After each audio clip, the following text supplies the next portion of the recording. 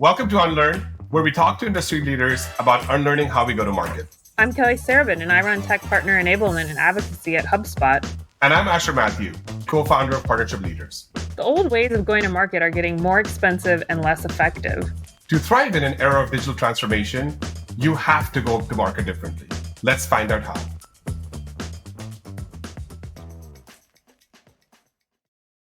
Hey, everybody. Welcome back to another episode of the Unlearn podcast. This is a super special one because we were told by a number of people to have Mekaela on the podcast. And then we did a Partnership Leaders event in Mountain View where somebody on our team was there. And she was like, oh my God, you really need to have Mekaela on the podcast. I'm like, okay, great. I've heard about Mekaela a lot.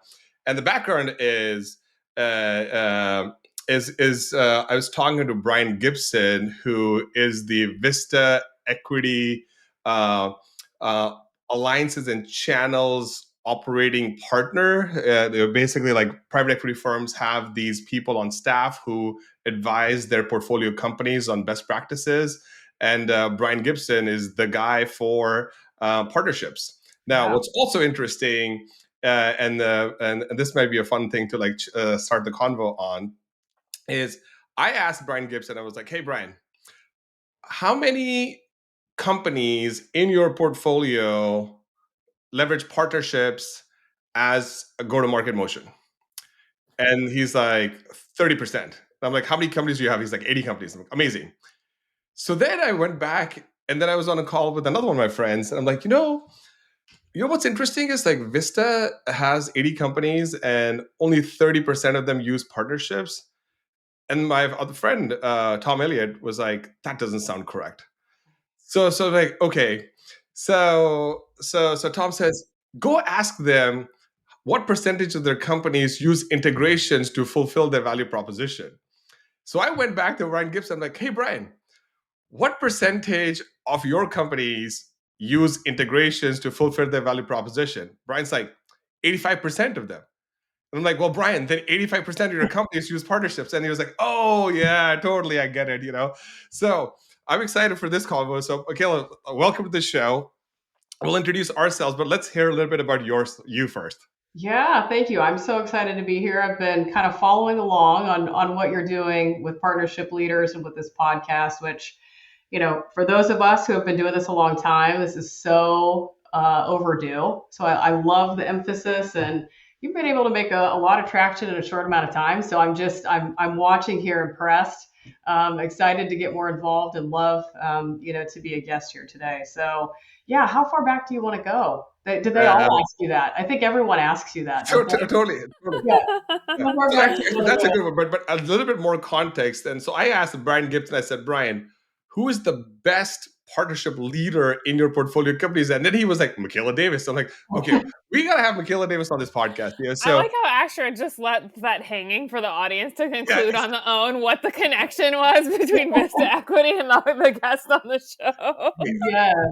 That's why we don't prepare for this podcast. We just run straight through it. Well, that is wonderful to hear. And Brian is great. And truly, VISTA is great. They have a really great thing going, which maybe we'll dig into some components of that in a little bit. But yeah, so that's been a great relationship. It's interesting the way that partnerships surface in life and at work. And that's one of those areas where it's not something that you would really think about. But when you've been doing this a long time, you find ways to make a partnership out of just about anything. And that's a good example of one of those areas where you wouldn't readily think about it. It's not like we're tracking KPIs on VISTA and how we work with VISTA from a partnership perspective, but there's some really good, nuggets of value that we can talk about in that dynamic too, I think. But yeah, so just happy to be here. Again, I think that's a good illustration that you're talking to all the right people, all the right folks are coming to the surface and sharing their stories about how partnerships and alliances is really changing everything, not just the go-to-market, but the structure of their companies, the way that their employees work, which I think is a big one. That's probably something that makes me a little bit different in my approach that maybe we can dig into a little bit.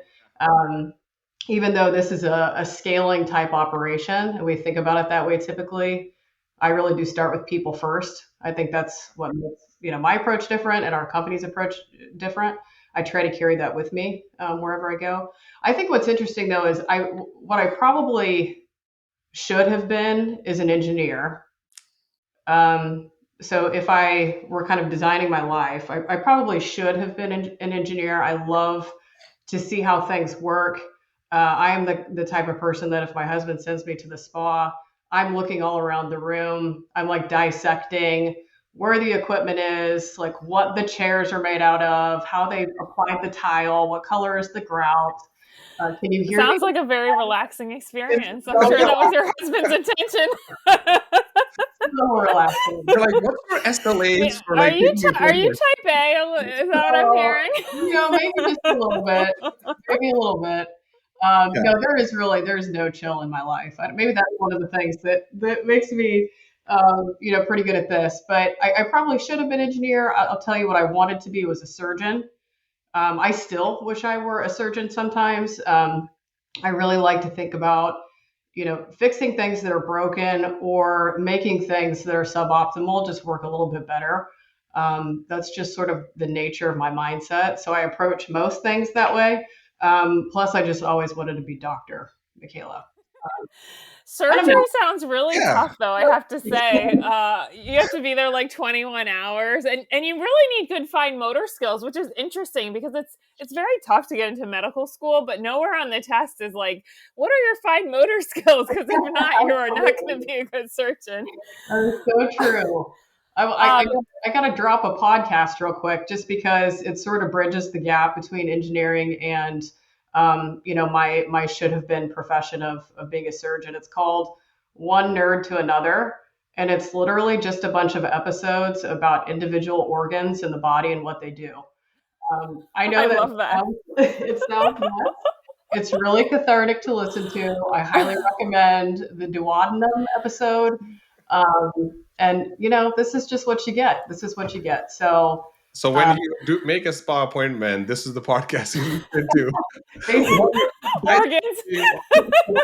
Doing their job or not. Okay. Totally. This is going to be an amazing podcast, guys. But just to set the stage, Kelly, I know you work. So what we want to do in this podcast is really focus on your journey to become a CPO, right? Because there's a number of people out there that want to become CPOs. I think every week or 2 weeks, I meet with somebody who I'm educating on why a CPO role is important, or they're asking me, well, how do you become one, right? Yeah. I think that would be cool. And then just understanding how you got to where you are is also would be cool. And then we can kind of like dissect this like your journey in a surgical way, to understand the processes you use to get here. How's that? Okay, but before we go back in time to the journey to the CPO, I do just want to dig in a little bit to what you just said, because I'm just a huge believer in the importance of partner operations. And I know it's not as like sexy as some of the other components of partnerships, but I actually think it's just critical to have that plumbing. And the way you've just described how your mind works, I'd love to hear if you agree with that statement, if that's like a big priority for you as well, because I just think it's like the unsung hero of how partnerships at scale can really be effective. 100%. So actually my very first hire in this role when I came to Trintech to build the partner program was a partner ops person.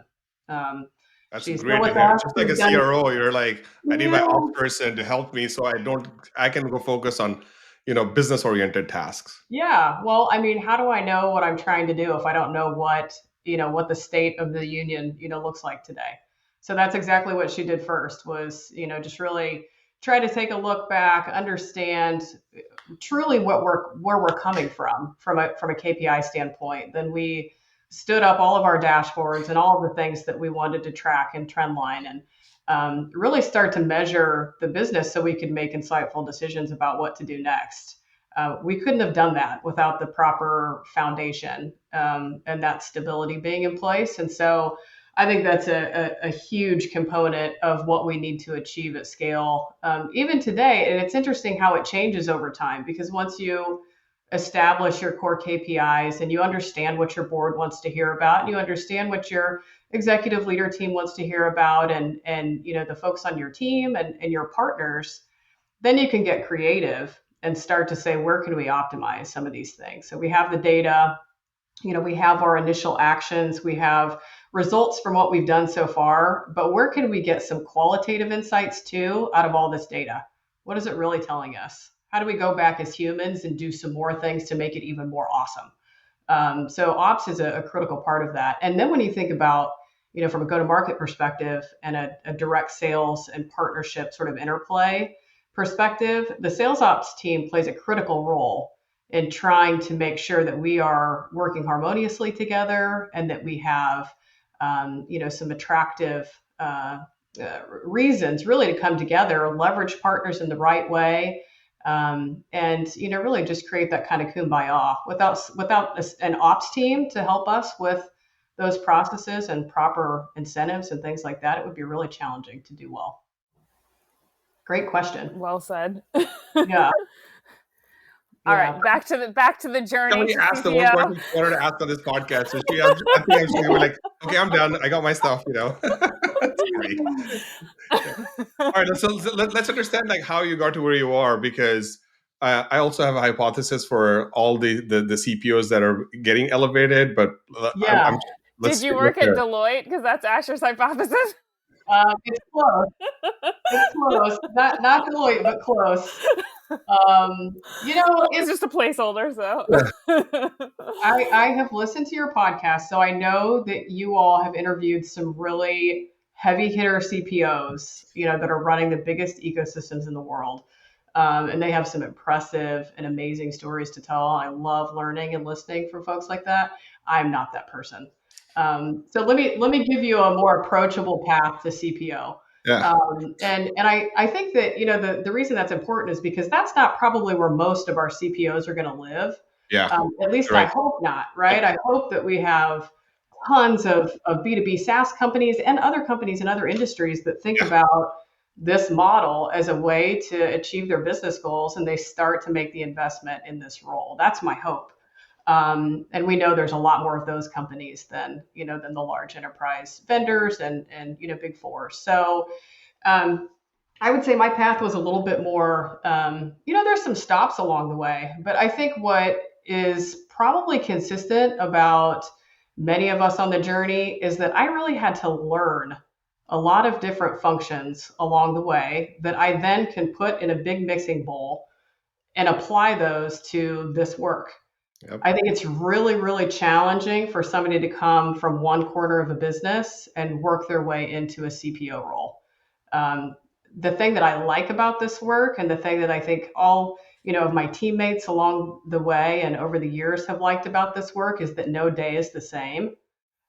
There is a wonderful, energizing mix of things to focus on and areas to optimize and people to talk to and projects to work on, and so much internal progress that can be made through this work that I just don't think you get in any other role. So I did a little bit of accounting. I led a marketing team. I did some business development. I feel like I've done pretty much everything along the way. And if I didn't have all of that, it'd be really challenging for me to do this role effectively.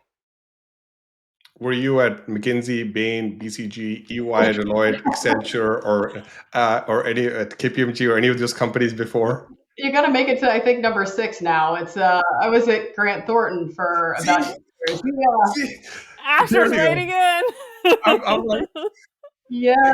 So my hypothesis is the CPOs are business people first, solving a business problem through partnerships, versus the other way around, which is where most partnership leaders have come from, which is they're solving a revenue problem through partnerships, but that's not really a business problem. The business problem is the buy, build, partner problem, and the revenue problem is the leads, ops, deals problem. So once again, we have empirical evidence that a crystal ball. This role does involve either a consulting firm or a management consulting firm. I did start in the latter first, right? So, the first role that I really had where it was a true sort of partner responsibility was at a global software company is a family-owned global software company, not without its family-owned challenges and intricacies. But I learned so much there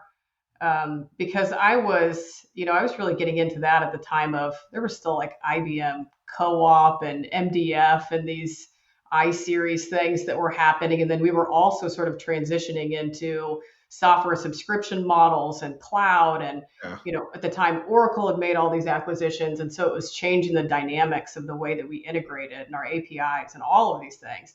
So I had really kind of a crash course in that side of things before I ever made it to the consulting side, sat in advisory and did, more of the scaling and business scaling types of exercises that come with the services side of partnership. But I think that's what's been so helpful to me as I've been on both the vendor side and the services side for long enough stretches to really learn what each needs from each other and to observe the customer base of both and to understand what, most importantly, what they need. And that's always sort of at the heart of my strategy and my team's strategy is how are we delivering quality outcomes for our prospects and our clients? That's number one. That is the reason we partner. And luckily, we get to have a little fun along the way and we get to learn from each other along the way. And that's just the cherry on top. And what type of partners do you have? I think it's interesting, the comment, Asher, that you shared at the beginning of the story. Because I think the reason the discrepancy in that answer, right, like integrations aren't partnerships, is because my guess is that those companies, they aren't. Integration partnerships can also be revenue driving, right? You can be co-selling, you can be sharing referrals, but you don't have to be. You can literally just build the integration and then it's serving a different function and a different business metric. Yeah. Clearly, in his mind, real partnerships are the revenue driving partnerships, and that's the 30% of the companies, and then the 85% are when you take into account these others. So would love to hear what type of partnerships you have kind of in your purview. Yeah, absolutely. So I would say over the years, I've had pretty much all of them, right? But right now, kind of where we focus is, the large GSIs and SIs and what they're doing on the advisory and consulting and implementation sides of things. We certainly work with, some referral partners and sort of, more friendly types of relationships where we just exchange, leads and information back and forth and have those relationships more like associations and referrals. Yeah. And then certainly I would say a growing area for us and something I've been really focused on, here in the last 18 months in this particular role at this company is our ISV work. So how do we work with other tech companies? Yes. And what's interesting is that, that first software company where I kind of cut my teeth, they were actually really good at this. And they didn't really even mean to be. Small little shop that's actually owned by Next World now, which is an ERP. So impressive story there. They've managed to do a lot of great things. And I met some wonderful people, worked with a lot of wonderful people there for 8 years. But they actually did this really well. They had open APIs from the beginning. They understood the need to get these certified. And then to build on that, how do we actually create relationships with some of these larger tech companies?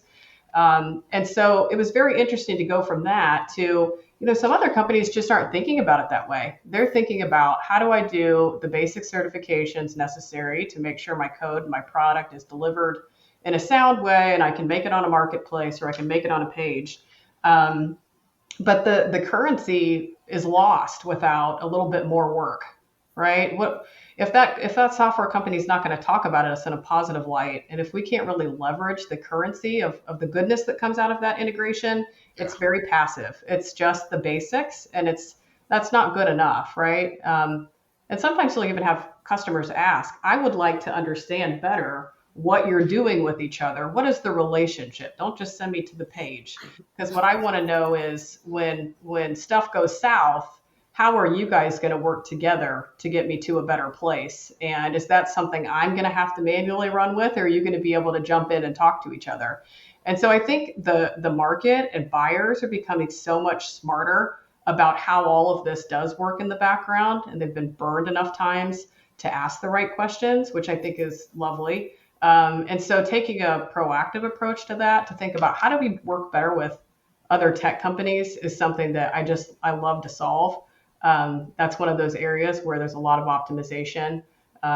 still ahead. And I think even some of the big enterprise vendors have changed their stance on this over the last few years, which is interesting. It's no longer just, do we have a certified integration? It's, oh, we could actually probably co-sell together. And what would that look like? And it's not just you versus me or your product versus my product. We're trying to come at it from a more consumer mindset of, this customer wants an experience, they want an outcome. They don't want a onesie twosie transaction here, a onesie twosie transaction there, and lots of wasted time in the middle. It's just not the life that we live anymore, in our daily lives, nor at work. So I think that that's been a really interesting area, and still a lot to be done there, but it's something I enjoy making progress on. Well, if you think about it, so all modern companies have customer success, or we're in it for the customer as like the number one thing, right? And then all modern companies now, definitely by the end of the year, are going to say we're in it for the partners, right? Yeah. Like that's happening right now, right?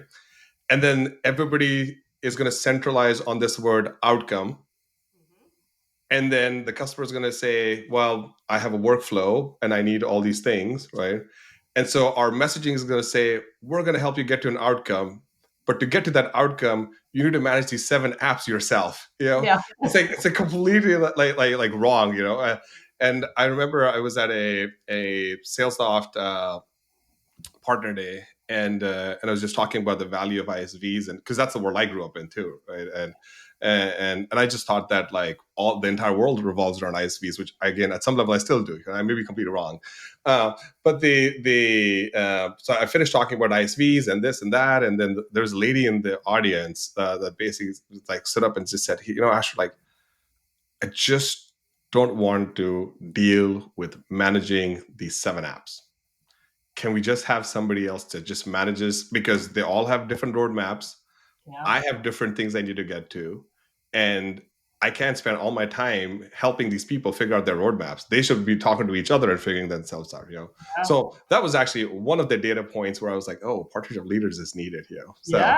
Oh, 100%. That's a great story, and it's true. It's especially as I think we're kind of shifting back from a time where we thought one platform could conquer all and everybody was trying to consolidate. And, it was, how do we make a broad investment and have it fit our needs in lots of areas? And, now you see analyst guidance geared more toward, make sure that your solution is working for the function it's supposed to be performing for. And so you see more of the specific solutions coming back into play that are purpose built, or at least a little bit more appropriate for the results that they're trying to achieve, and not trying to force everything into one box. And so you just end up with more transactions and more tools. And how do you just rationalize all that? And part of the burden of that needs to be on the vendors. We have to have a way to play in the same sandbox, even if we're not necessarily strategic partners and going to market together and selling one another's solutions actively. We still have to make sure that interplay is symbiotic, just so the experience is good. I think it's interesting though, because one thing you definitely see is, this still goes on. It's improved a little bit, but I think it's tough, right? When there is no further business relationship, you see ISVs build integrations to each other, and usually it's the smaller party, but it could be whoever needs it more, whoever's customer's demanding it more, right? No one within that company really fully owns the destiny of that integration. They build it and it sits and it's there, and it often doesn't get updated. And the challenge now is like people are updating their products faster than ever. And I think with AI, this is only going to accelerate. And very quickly, products can become out of whack, right? It doesn't even have to be, it's not usually that the integration broke. It's that there's other functionality that renders the original use case kind of obsolete or not useful. Yeah. But it's tough, right? Because customers do demand, as Asher was saying, they want those out-of-the-box integrations because they don't want to take on that themselves of like paying someone or dealing with it. So ISVs are motivated to build it and have at least 20, 30 to offer the customer, but it's like, who's maintaining those? And how's that value being articulated to the business in a clear way that justifies having a developer or a product manager be responsible for ensuring they go up over time. And I think it's kind of a mess across the market, honestly. It's very hazy. And I think people are still trying to figure out the value and who's going to own what. Yeah. No, I think that's a pervasive issue. To be honest, my approach to that is not to say that this individual or that individual is going to be responsible for, monitoring and for, updating and creating a roadmap that makes space for, some of those changes or even keeps track of those changes.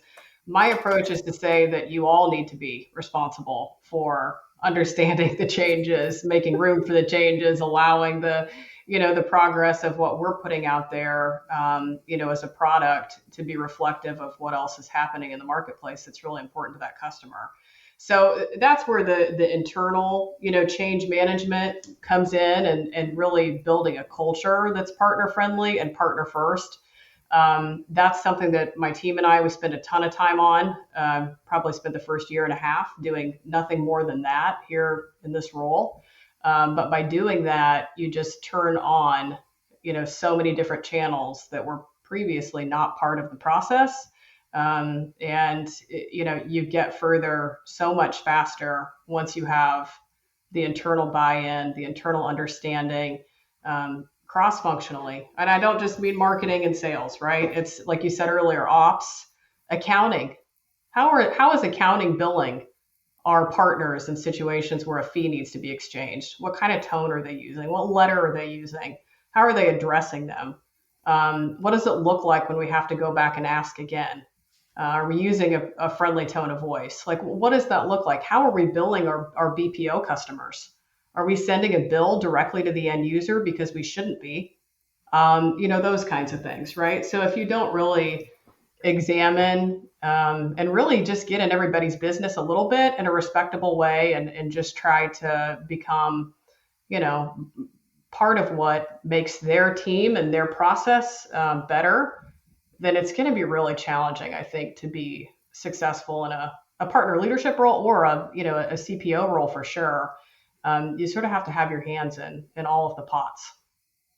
I have two comments to make. One, Kelly, we should definitely do a blog piece on the destiny of an integration. That was a very key statement right there. I was like, oh man, that's a good one. I'm sure we can get some people from the community to I think it could be a community piece too. You're like, hey, what do you think this could be? But the other thing is like to go back to this point about just integrations and et cetera, or just working with ISVs. It's kind of like the business strategy, right? Which is companies that get funded, they say, here's a use case and go sell it to one department, meaning one person, and then go find other departments, other people in the same company and solve the same use case, right? So that's one way to build your business.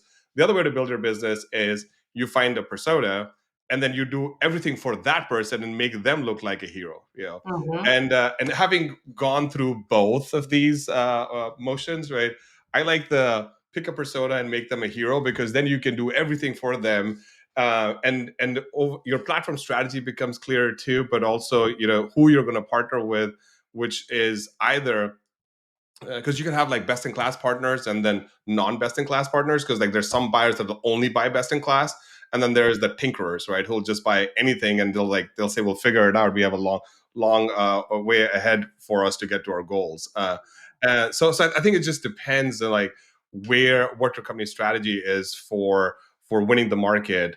But I'll say my preference is win the person, and then the market will take care of itself. But again, I may be wrong on this one. No, I see that for sure. And I like the idea, and you kind of touched on it there, is, the triangulation between, your organization and what you provide, the partner or partners that you team up with, and the customer, and what that outcome looks like as a result of that triangulation is where really the secret sauce is made. And if you're not thinking about it that way, if you're just thinking about it bidirectionally and, I am trying to get my product installed at this customer, and along the way, there might be a sidebar with a partner. That's not the way to envision the outcome. It's really that triangulation. And I think, starting whether it's the sales cycle or the relationship or whatever it may be, depending on the scenario, with that mindset at the beginning, always gets you to a better place, a more quality outcome with a referenceable customer, which is always the goal.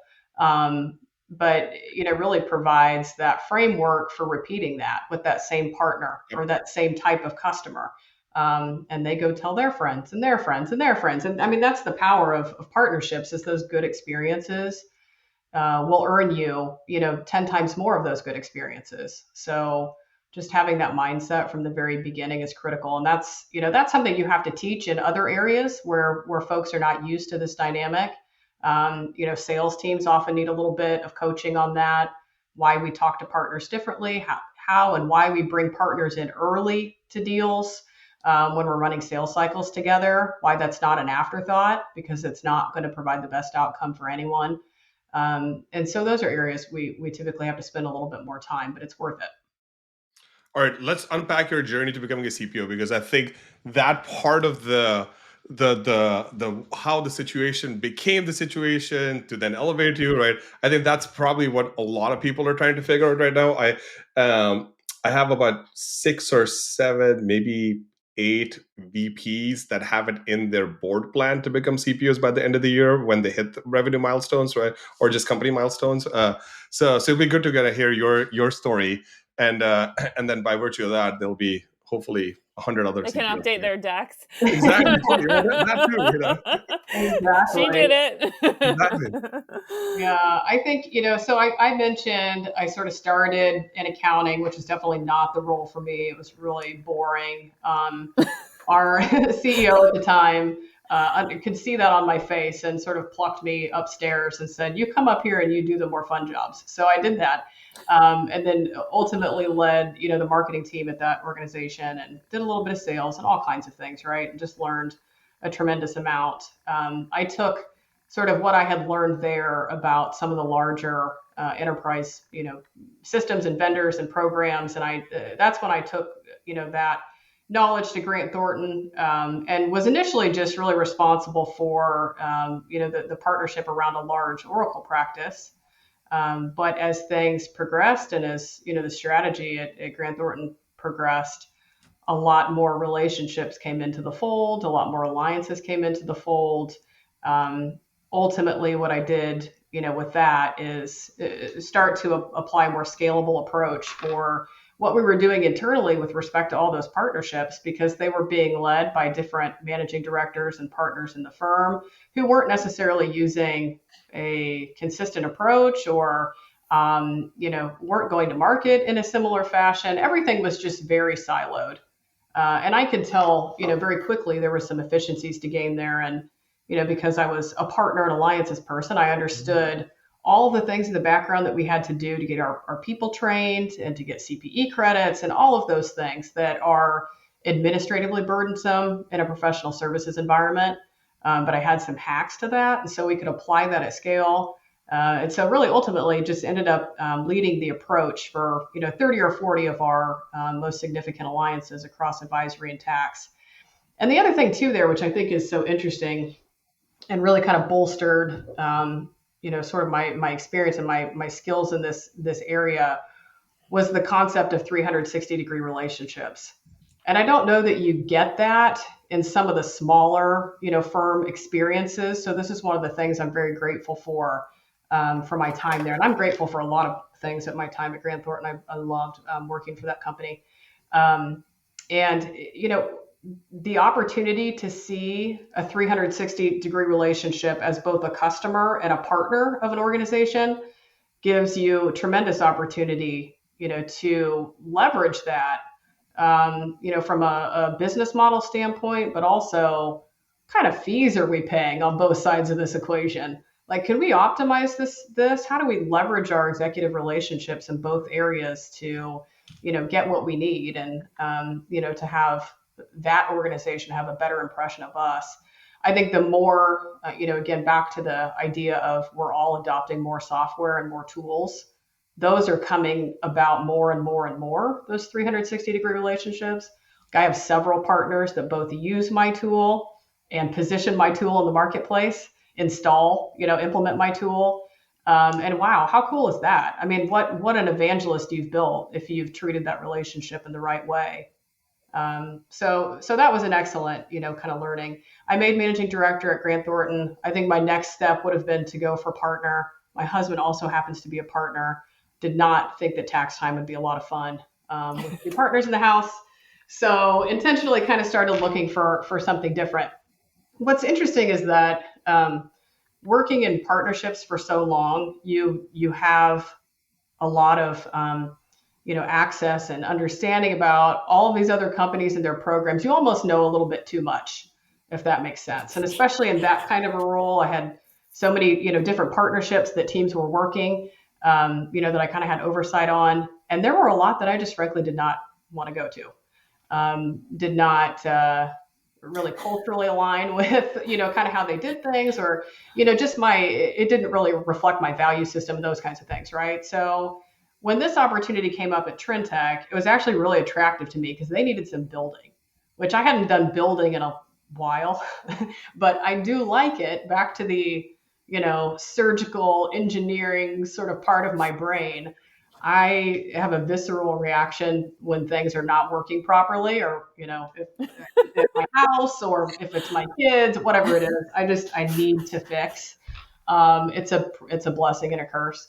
And so this opportunity for me was just it was something new. There was almost some walking into the unknown, which at that point in my life I really, for some reason, kind of liked. Loved the fact that at the time we had a female CEO, and just all of these things were attractive to me. I also felt like it was an organization where I could make a quick impact. I'd be able to quantify that quickly and show that. All that just to say, I think sometimes we think, going from a big consulting firm like Grant Thornton, where it's, you're a PPMD and there's a lot of like cool things that come with that. You're very respected, and it takes a lot to get there. I mean, you have to really prove yourself to sit on a panel and convince all these really smart people that you're worthwhile and you can do this job. And it's amazing, and it's hard to walk away from that. But I think that there are times in life when we just need to, take a step sideways, or look at things with a new lens and think about, well, what could come of it if I took all of these things that I have and just applied it to a different scenario, a different level of maturity in an organization, and said, I really want to make a quick impact really quickly. And because I care about the people, right? It's not just the partners or the customers, it's the employees. I care about the human aspect of it. I know I can come in here and make change really quick and see that. And of course, on the other side of that is, personally, taking a more elevated title as Chief Partner Officer. But it wasn't a quick journey, but it's something, my now CEO and I had a really frank conversation about a year and a half into my role, was SVP at the time. And I talked to him in Las Vegas, and we were there for another partner conference. And, I said, Darren, here's what I've done so far. I am ready to learn more. I need to be at the table where more is happening, where I can learn, because that's really what keeps me going. I think that's what keeps a lot of us going, is when we're teaching more than we're learning, we get a little bit backwards, right? We always have to be learning, and that's what's awesome about like Big Four and big consulting. You're just surrounded by so many smart people, and the learning never ends. I think when you come to a smaller organization, sure, you're learning, but at scale, those opportunities don't always present themselves in a way that you would be used to coming from the services side, where people are paying for your brain, right? Yeah. And so, he was very understanding, because we had done all of that work on the ops side to track the KPIs, to show very clearly what impact we had made on the business in a very short amount of time. It wasn't a tough conversation for me to have. And so then we created that path. And I knew what it was going to take for me to get to that next level. We agreed upon, what the metrics would look like and what the path would be and the timing. And he's a real stand-up Irish guy. He stuck to it. I did my part, and here we are. And I think, how cool of him to say, I'm going to make room for something that doesn't really exist. in this organization and doesn't exist in a lot of companies this size. Period. Yeah. That's a bold move, right? Like he kind of stuck his neck out there, but he's been proven to have made the right choice based on all our progress and what the team has done. Like he sees the benefit. He knows. He probably looked around and said, I don't really have a fixer. Yeah. A strategy person, and a fixer. All right, let's bring Mekaela. Okay, so the if we double click on the journey a little bit, right? So how is the SVP role different than the CPO role? Yeah, it's not like drastically different in terms of what you care about. I think what's different is the company that you're surrounded by and some of the added responsibilities that come with, just having a seat at that table, right? And in our instance, we have a couple of PE firms that we work very closely with and partner closely with, and they're really involved in our business. They're both awesome to work with. So that's been an amazing experience. But that adds a new dynamic into, what I've been doing. So I'm just now finished preparing my board deck for our upcoming board meeting. And so it's just a new kind of layer of sort of exposing the progress that we're making, which I welcome the opportunity, to be able to do that and get the visibility. But it's also given me opportunities, to your point earlier, Asher, talking with folks like Brian Gibson and talking to other port codes. That has been a really, really fun experience and something I wouldn't have had at like a Grant Thornton, where the business model is just different. But I get probably once or twice a week, reach outs from portcos and from teams that are trying to set up their partner program or optimize their partner program, or just like general requests for advice. And I am always happy to jump on those, because anytime I have needed reciprocal, sort of help or guidance on something outside of partnerships or whatever it may be, they're always so much more likely to jump in and help because I've done that for them. So it's an awesome network of other software companies to learn from, and really just to share ideas with. But you would have that as an SVP too, right? I'm trying to get to the nitty gritty of like what are the two, three things that change, right? So that people are like, oh, okay. I think one question is, what about your relationship with partners, right? Because especially, I don't know how many partners you have, but I will say in like any level of scaled ecosystems, right? It's not just the one-to-one partner relationships anymore. It's somebody needs to be able to effectively be like the face of the program. Yeah. And I feel like SVP, it's often not clear. Does this person run all partner types? Is this person the face for all of us, or is it just some of us? And there's another VP over there who's running different partners, where the chief partner officer makes it very clear. Exactly. So curious if you've sort of taken on more of the face to your whole partner ecosystem in that transition from SVP to CPO. Yeah. And that's a good way to articulate it, because, yes, as SVP, you're probably going to have access to some of that. You're probably going to have some of those interactions. I think what changes when you formally designate a chief partner officer is you've said, this function and this work is at the top of my list. So I report to the CEO. The CEO has, some very clear objectives and functions that he's highlighting and that he's thinking about as pivotal to the business, right? With the seat at the table, with that elevated, sort of status as a company, but not just as an individual, it just changes the dynamics of, understanding, what do we care about for our customers? What do we care about for our partners? It's like, oh no, they're serious. Like, they're really serious about this. And we are very serious about this. And I think depending on, where you're coming from, in our situation, we have competitors that don't necessarily do this as well, or their ecosystem doesn't necessarily love the experience as much.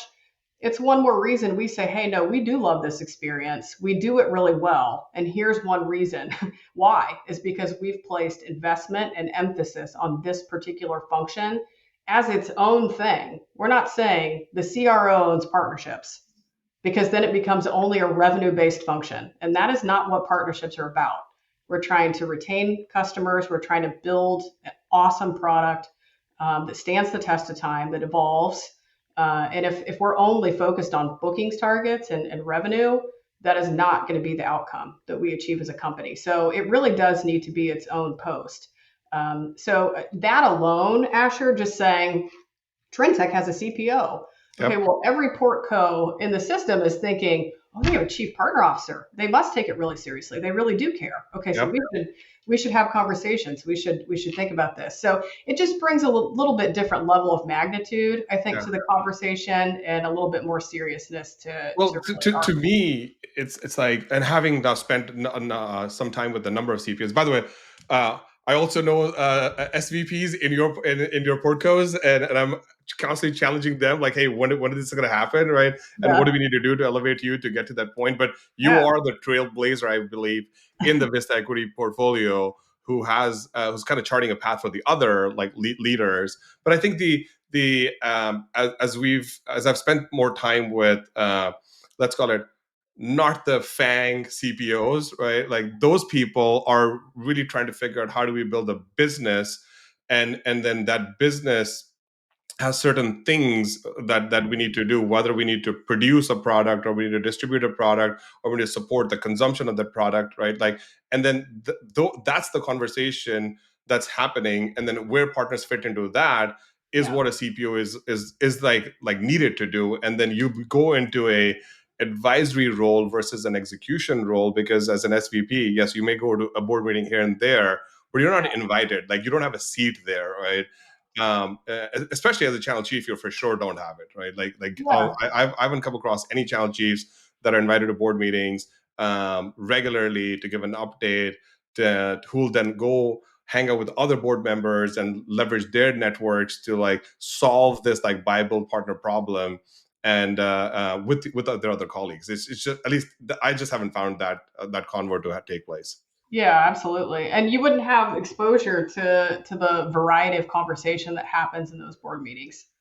And that's where we find new opportunities, Yeah. to engage our partner ecosystem and to build new relationships and to learn more about, what the market needs. Because if you think about all of the experience and all the observances those board members have, they can share that with you.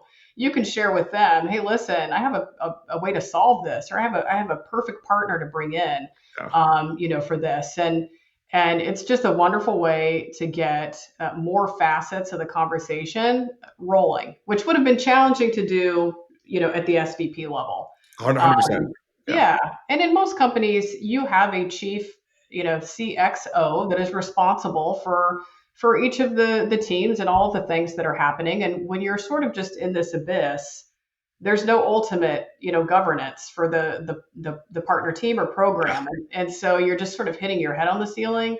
Yeah. This gives you, sort of that protected space where it's understood, that you are working on this project, and that will require a lot of cross-functional, work and investment from folks, but it's yours, and you own it, and you own the good and the bad. And Yeah. and that's, part of what changes when you go from SVP to chief partner Yeah, officer. the radical accountability. And just for the folks that are listening, like a board meeting is the CEO's one-on-one with his boss.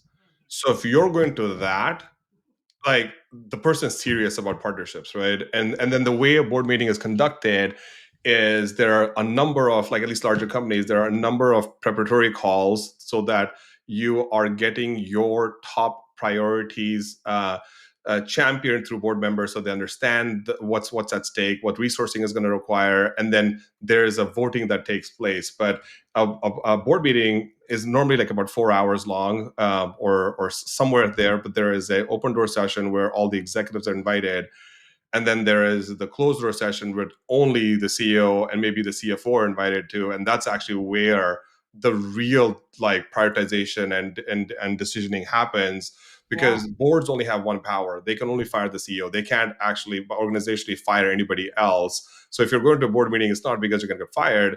It's because the business really needs you to step up and lead the business, not lead partnerships. And so it's like it's just the game changes, and it's again, like, no offense to like channel leaders, alliance leaders, and stuff like that. It's just that world is optimizing revenue, and then this world is like optimizing relationships, and it's the mindset is just very different.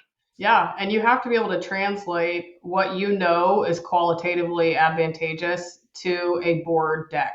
Yeah. right? And it's just the KPIs alone are not going to do that. You really have to start to learn the language. And I would say that's a big, change from SVP to Chief Partner Officer, is just how do I speak the language of my stakeholders to make sure that I continue to get funding, I continue to get the mind share that I need. And, Asher, to your point, the makeup of that board meeting, the underlying sort of politics in that board meeting. Yeah. How do I make sure my CEO understands what it is that we do for the company? Yes. How do I make sure he or she is like well equipped with Yeah. the latest, the greatest, and can evangelize in rooms that I'm not in why this is such an important part of the function? And I'm just blessed because mine does a great job of that.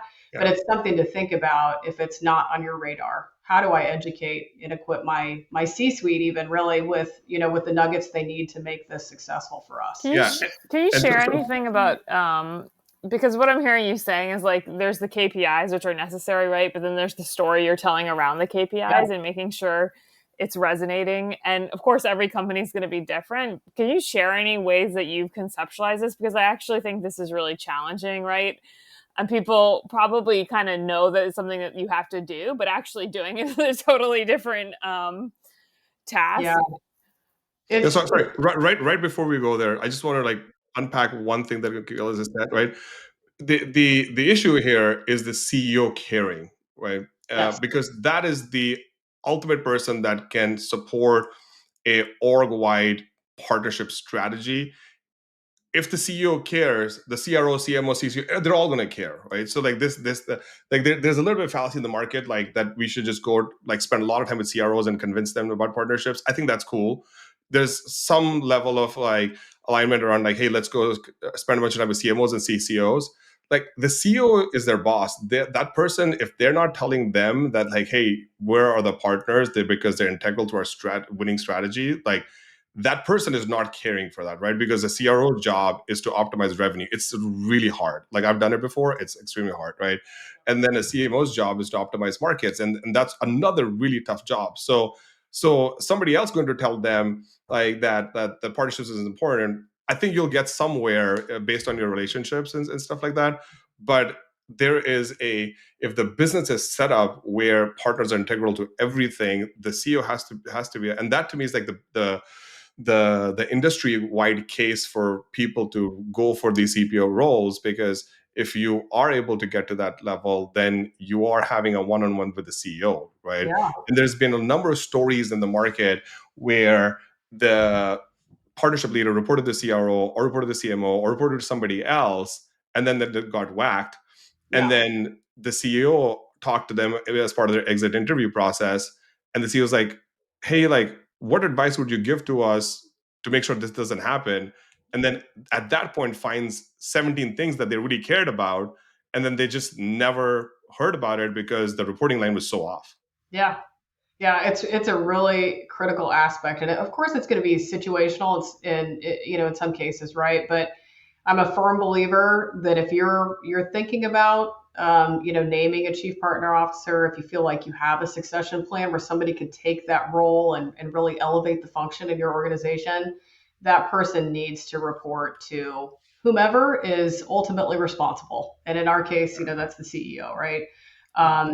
And to your point, Kelly, before about how do you really get ingrained into the narrative, it is hand-to-hand combat. And I'll tell you an exact sort of illustration of how we've done this is, initially kind of on this timeline that I mentioned, right, between my CEO and I. What does this look like? What's the transition look like? And there's communications that go out and all of this. And he's smart and he cares. And he said, "What do you need from me?" The number one thing I need from you is repetition, right? When we have company calls, when we have, company-wide meetings, when we have emails that come out from you, when you're doing press, when you're doing, any of these things, just say the word partner. Let's talk about what we're doing on the partner side. It's funny because we had a joke at our sales kickoff for a couple of years in a row that every time you hear the word partner, you take a shot, because it's just repetition, repetition, repetition. But it's really what we need and we needed at the time for folks to just latch on and understand it was going to be part of our culture. So I can either adjust and understand and learn and figure out how to make this part of my world too, or I can resist. And resisting is probably not going to end well for anybody. And luckily for us, for our culture, it wasn't a tough sell. Now you hear every function talking about partners and incorporating partners into their plans and their worlds. And it's a more natural motion. And of course, not every region and every team is going to follow at the same pace.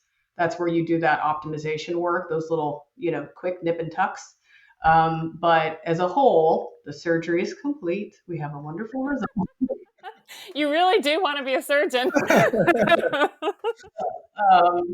But I mean, yeah, that's it. And that carries over too to those board conversations. So when he's in the room and I'm not in the room, whether it's a board meeting or he's got a call, I know he's talking about it, right? He's telling me kind of the things that he's going to cover off, and I give him the ammunition that he needs to be able to tell really good stories. And the other thing you asked is, how do I make sure I know, or how do I know what to kind of give him? And for my team, we have a set of best practices that we follow just in general. They could be applicable to a partner team and they could be applicable to your family, right? But it's 10 sort of best practices and guidelines.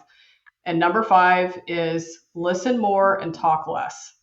And I really try to do that, even though we're talking here today, and that's what this is about. And I do like to talk at the appropriate times.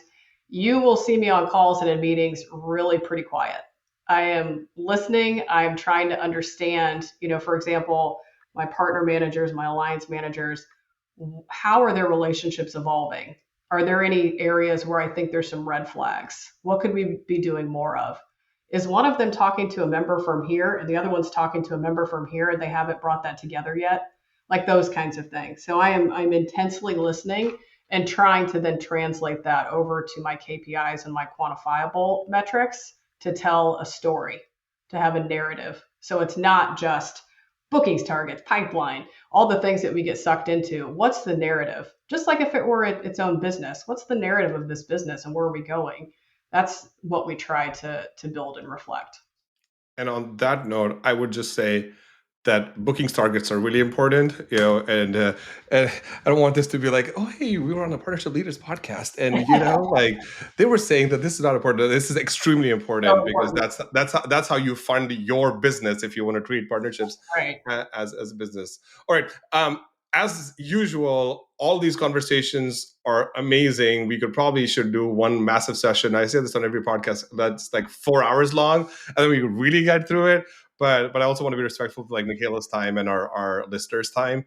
Mekaela, we will bring you back on in some form. We have a couple of ideas of follow up after the podcast. But thank you so much for spending some time with us. I can see why you are.